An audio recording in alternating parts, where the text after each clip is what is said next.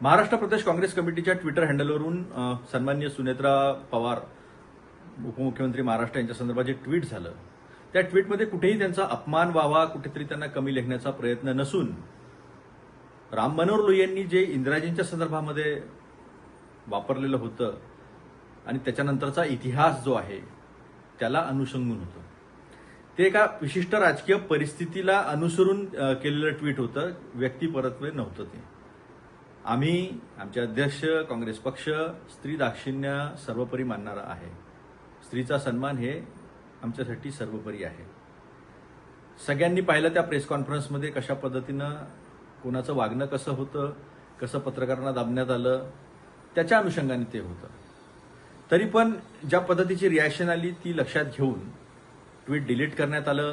स्वतः प्रदेशाध्यक्ष हर्षवर्धन सपकाळ यांच्या ट्विटर हँडलवरून त्या संदर्भात खेद सुद्धा व्यक्त करण्यात आला आणि चुकीच्या पद्धतीने ते समजून घेतलं असं सुद्धा दिलगिरी व्यक्त करण्यात आली. त्याच्यानंतरही जे काही सुरू आहे ते स्पष्टपणे दिसत आहे की ते राजकीय पोळी शेकण्याचं काम आहे. ही बीजेपीची प्रवृत्ती आहे. त्या बीजेपीची जी मनस्मृती मानते ती मनस्मृती जी स्त्रीला दुय्यम स्थान देते, स्त्रीला कुठेही सन्मान देत नाही.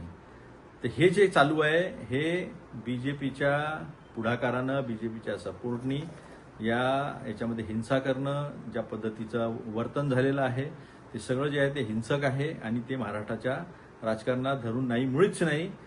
तर जे अजितदादा, स्वर्गीय अजितदादा हे शिवशाहू फुले आंबेडकरांचा विचार मानणारे, स्त्रीला महत्त्व देणारे, त्यांचा सन्मान करणारे अशा पक्षाच्या कार्यकर्त्यांकडनं असं व्हावं हे बीजेपीचं अनुकरण योग्य नाही.